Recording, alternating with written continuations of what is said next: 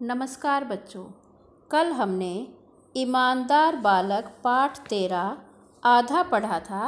आज हम उससे आगे जानेंगे कि दूसरे दृश्य में क्या हुआ।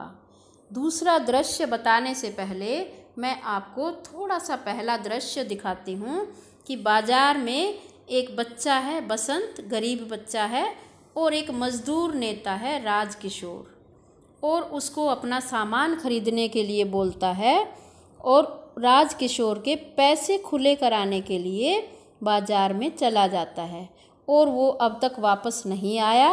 और राजकिशोर के दोस्त कृष्ण कुमार ने कहा कि अब वो बच्चा नहीं आएगा, आपको ठग कर चला गया है।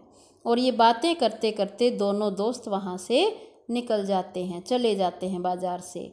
अब दूसरा दृश्य हम पढ़ेंगे। दूसरा दृश्य है किशनगंज स्थान है। किशनगंज कौन सा स्थान था? ये क्या था? राजकिशोर का घर था किशनगंज में।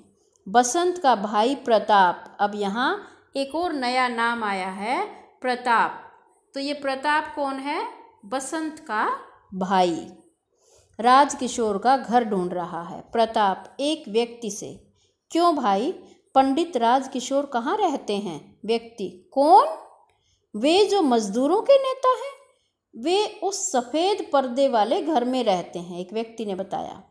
प्रताप उस घर के दरवाजे पर जाकर राजकिशोर जी को पुकारता है। राजकिशोर बाहर आते हैं। राजकिशोर के घर के जो पर्दे थे वो कैसे रंग के थे? इस प्रकार के प्रश्न आपसे पूछे जा सकते हैं। सफ़ेद रंग के पर्दे थे। और उसको किसने बताया था? किसी व्यक्ति ने बताया था। राजकिशोर: क्यों भाई, क्या बात है? प्रताप जी, मुझे मेरे भाई ने भेजा है। प्रताप ने कहा कि मेरे भाई ने मुझे भेजा है। आज दोपहर को उसने आपको एक छन्नी दी थी। आपसे नोट लेकर भुनाने गया था। आपने उसे 1 रुपये का नोट दिया था और वो नोट लेकर उसके छुट्टे कराने गया था, किंतु जब भुना कर लौट रहा था मोटर से टकरा गया। अब देखो बसंत के साथ क्या हुआ? मोटर से टकरा गया, किसी गाड़ी से टकरा गया। वो उसके दोनों पैर कुचल गए। किसके? बसंत के दोनों पैर कुचल गए। वह बेहोश हो गया, इसलिए वह आपके पैसे देने न आ सका। ये किसने बताया? प्रताप ने। किसको बताया? राजकिशोर को। बड़ी मुश्किल से उसे घर ले गए। बड़ी देर में जब उसे होश आया, किसको? बसंत को, तो उसने मुझे आपके पैसे लौटाने को कहा। देखो, जैसे ही उसको होश आया तो सबसे पहले उसने अपने भाई को राजकिशोर के पैसे वापस देने के लिए कहा। मैं आपके 80 पैसे लाया हूँ। अब ये प्रश्न आ सकता है, प्रताप कितने पैसे लाया? 80 पैसे। कितने पैसे लाया? 80 पैसे। ये रहे आपके पैसे। और वो राजकिशोर को प्रताप ये सारे पैसे दे देता है। राजकिशोर: तुम्हारे घर में तुम्हारे सिवा और कौन कौन है? प्रताप: कोई नहीं, केवल मैं और मेरा भाई है। हम दोनों भाई, अब वो बताता है कि हम दोनों भाई रहते कहाँ हैं? भीखू अहीर के घर में रहते हैं।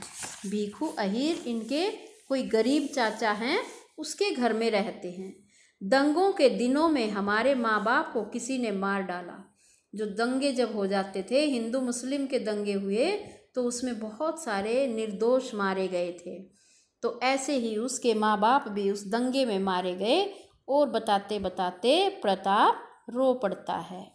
राजकिशोर: बच्चे रो मत, मैं अभी तुम्हारे साथ चलता हूँ। अंदर की ओर पुकार कर अमर सिंह।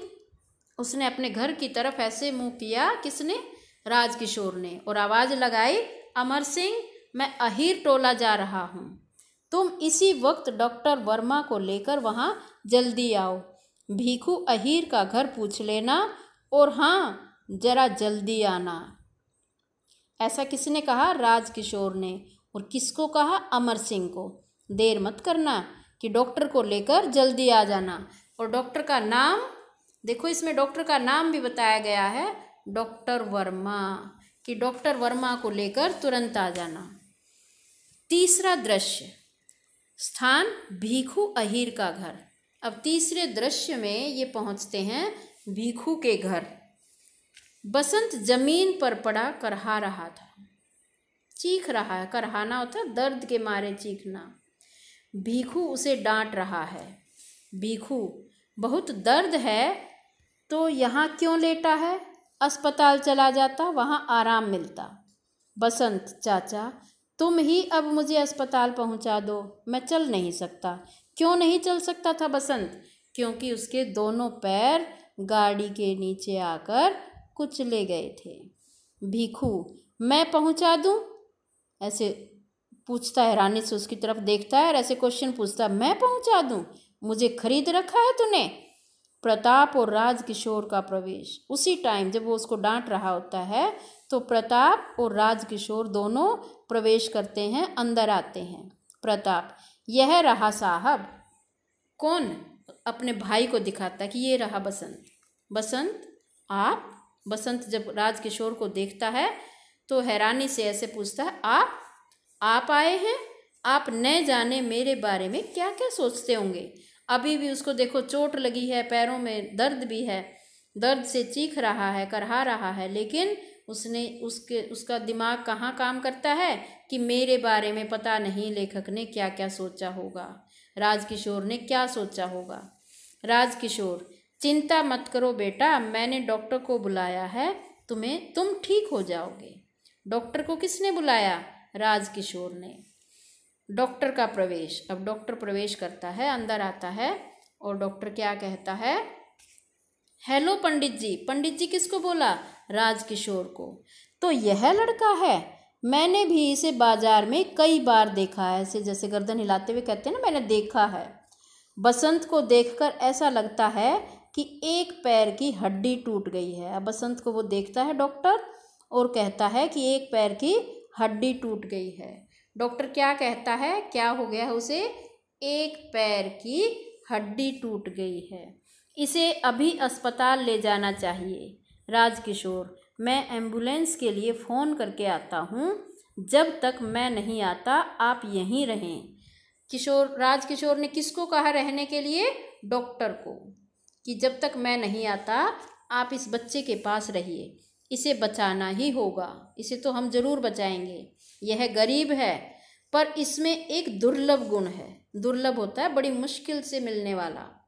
गरीब तो ज़रूर है लेकिन इसमें एक दुर्लभ गुण है। यह सरल स्वभाव का ईमानदार बालक है। सरल स्वभाव है, साधारण स्वभाव है और ईमानदार है ये बच्चा। सबसे बड़ी बात क्या है कि ये ईमानदार है। राजकिशोर जाते हैं, डॉक्टर सुई लगाता है, इंजेक्शन लगा देता है बसंत को। प्रताप भाई का सिर पकड़ता है और पर्दा गिरता है, जैसे कर्टेन नीचे कर देते हैं ऐसे वो नाटक का पर्दा गिरता है और नाटक यहीं पर समाप्त हो जाता है।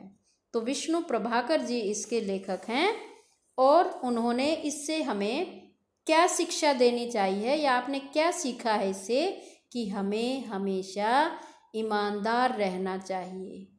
चाहे जितनी बड़ी समस्या आए, हमें ईमानदारी के गुण को कभी छोड़ना नहीं चाहिए। ईमानदार बच्चे ही आगे सफल होते हैं।